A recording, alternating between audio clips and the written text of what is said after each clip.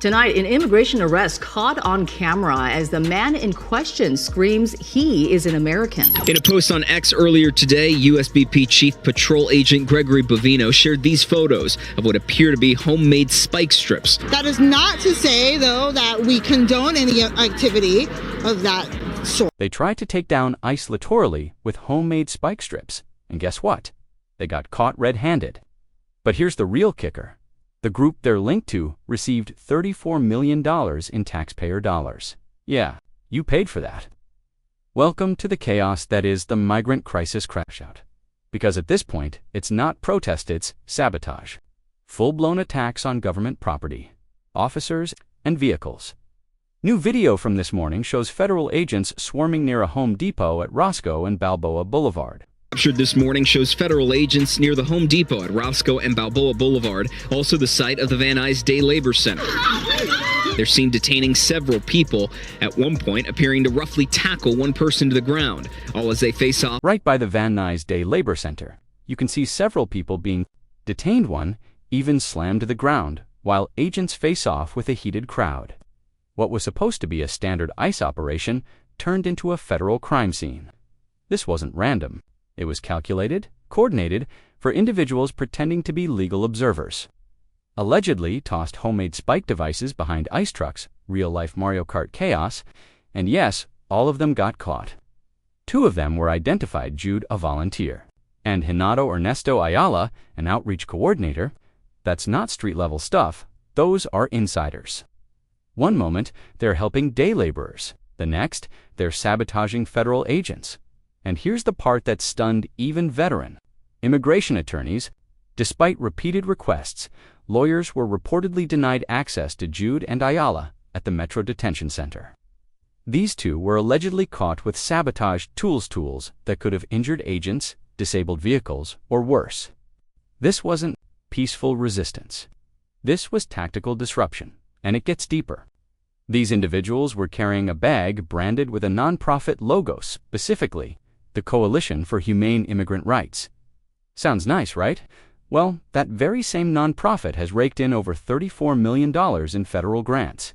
So the question becomes, why is a government-funded organization popping up at ICE raids with sabotage gear?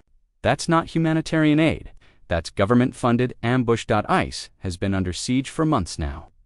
Activist groups, sanctuary city laws, even state politicians have all been throwing up roadblocks. Every move ICE makes is recorded, litigated, and protested. Vehicles are being vandalized. Officers are being surrounded. And in cities like LA, it's full-on war. Cameras rolling, streets flaring up, and ICE stuck in the middle. And while protesters say they're defending families, not felons, some of these groups have crossed the line. This isn't just yelling in the streets anymore, it's boots on the ground, spikes on the road, and fists flying. These aren't isolated incidents, they're becoming the norm, funded, fueled, and fired up. It's a coordinated campaign that's redefining the line between activism and domestic sabotage. According to DHS, this wasn't just chaos, it was intentional obstruction. Homeland Security says these people were actively trying to interfere with federal agents. Photos shared by Border Patrol Chief Gregory Bovino show exactly what was used: metal spike traps, one stuck to a government vehicle tire. This is real. This is federal crime. 4 arrests, 1 assault on an agent, no more pretending. Now, 2, be clear, nobody's saying peaceful protests are wrong, but this wasn't that. ICE wasn't out there grabbing random folks. They were targeting individuals with active deportation orders.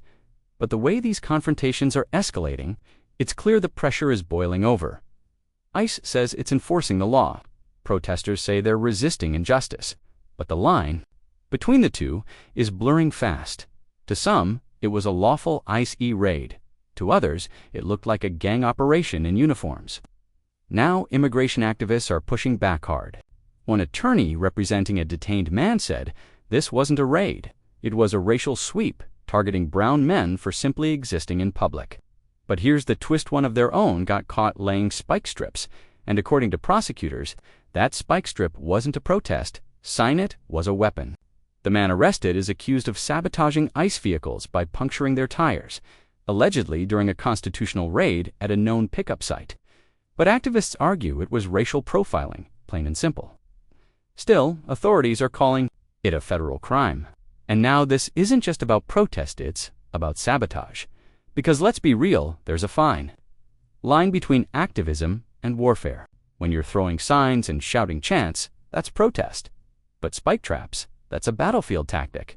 One wrong move could have killed ICE agents, or worse, civilians. That's why this case hits differently, because it exposes how far some are willing to go in the name of resistance. Now, the nonprofit, tied to the activist, claims innocence. They said that bag wasn't ours.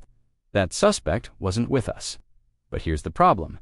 This group runs legal observer programs. You know, the people in vests who watch raids and film everything.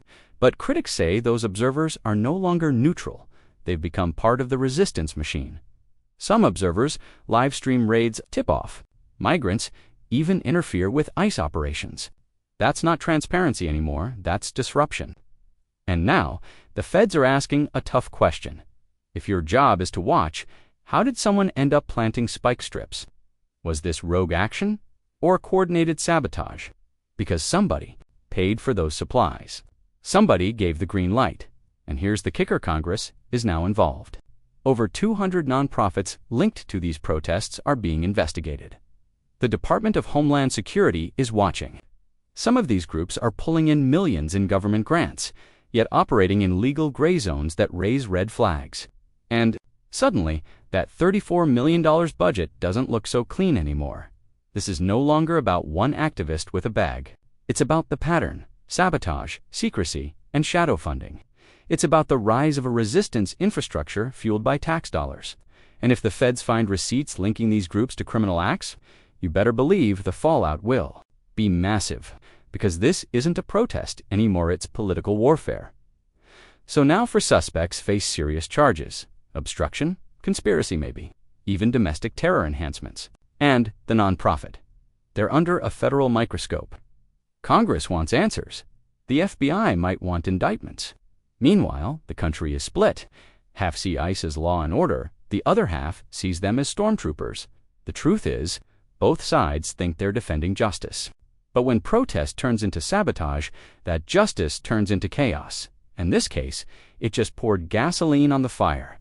So what do you think, was this activism or a federal crime? Drop your thoughts in the comments below. Make sure you subscribe this. Stories far from over. Also, if you want to support the channel, hit the Patreon link in the description. And if you're into exclusive updates and raw breakdowns, join the newsletter. Thanks for watching. See you in the next video.